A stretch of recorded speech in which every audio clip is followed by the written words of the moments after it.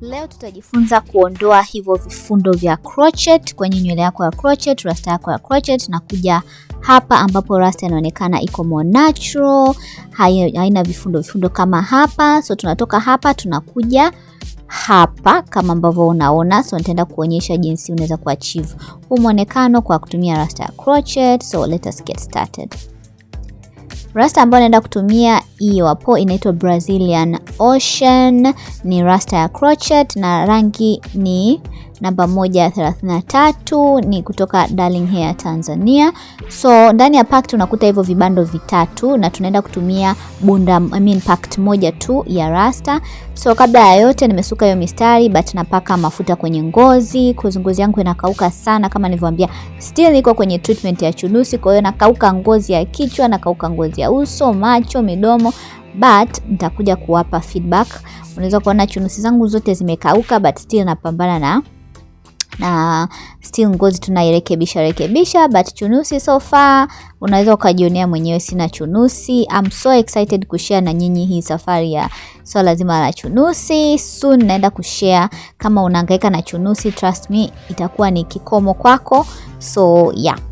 So napaka mafuta kwenye ngozi, na mafuta ambayo natumia mafuta tu ya kawaida ya olive oil, yale ya kupikia. Yawe olive oil original, sio ya kufeki. So napaka kwenye ngozi. Nimegundua napaka kwenye ngozi siku hizi, na napaka kwenye nywele.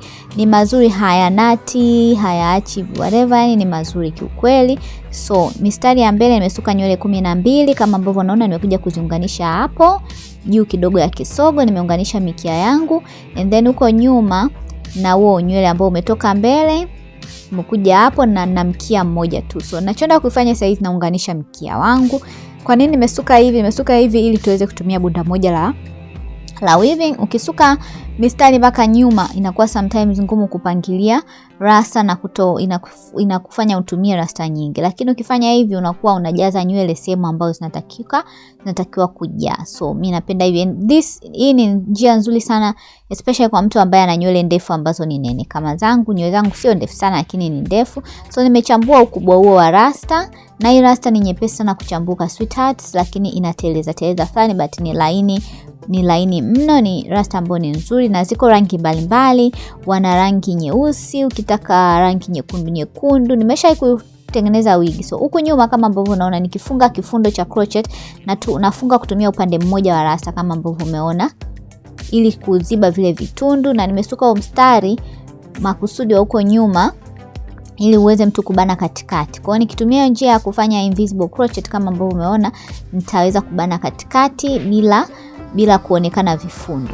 Na huku pembeni, kwa hiyo kuzunguka kichwa nafunga kwa kutumia upande mmoja wa rasta, umeona? Kwa hiyo na huko pembeni nafunga kutumia upande mmoja wa rasta. I think nitakuonyesha tena, nitaielezea vizuri hapo upande mwingine nikifika. Yeah.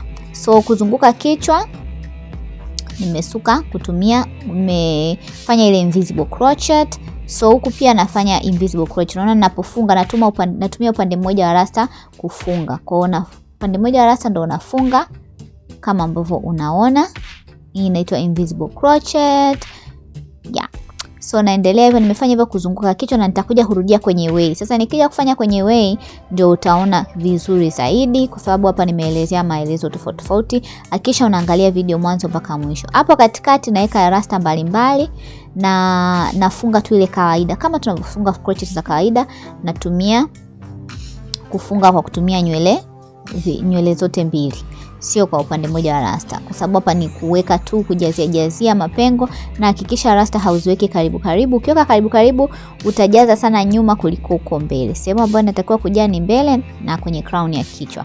Guys, angalieni ngozi yangu ina glow. Vichunusi guys vimeondoka vyote.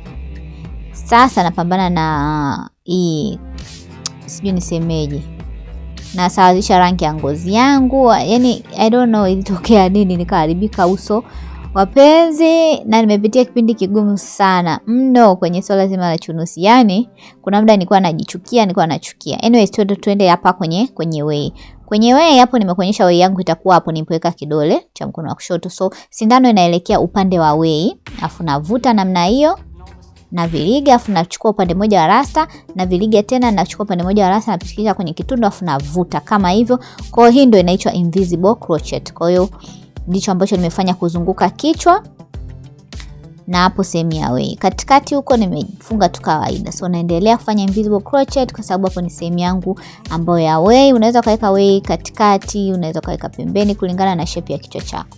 So natumia upande mmoja wa rasta kufunga namna hiyo, vifundo vyote vinakuwa vinajificha nyuma ya msuko. Umeona? Kwa hiyo naendelea namna hiyo darlings. Then nitakuja kuonyesha huko mbele. Make sure unaangalia video mwanzo mpaka mwisho cause nimeweka. So you guys mniambie kwenye swala zima la ngozi mimi mmeweza kuona vifundo vimejificha. So tunaingia upande wa huko. Upande wa huko pia sindano itaelekea upande wa way. Umeona? Ili vifundo vijifiche upande mwingine. Kwa hiyo naendelea kama nilivyofanya huku na huku nafanya hivyo. Kwa hiyo upande wa kulia wakati nasuka sindano imeelekea upande wa kushoto na upande wa kushoto sindano imeelekea upande wa kulia wakati naichomeka. And then nafunga kwa kutumia upande mmoja wa rasta and then inakuwa invisible part. Sawa mahabuba wangu. Actually nimewamisi wapenzi, sijaweka video ya nywele somehow kwa wiki moja, naona kama nimekaa muda mrefu. So namalizia hapo then nakuja kumaliza sehemu ya mbele. Nimefanya kama hivyo. Unaona nimeingiza hiyo sindano imeelekea mbele and then nafunga tu kwa kutumia upande mmoja wa rasta. Umeona upande mmoja wa rasta huko hapo mbele.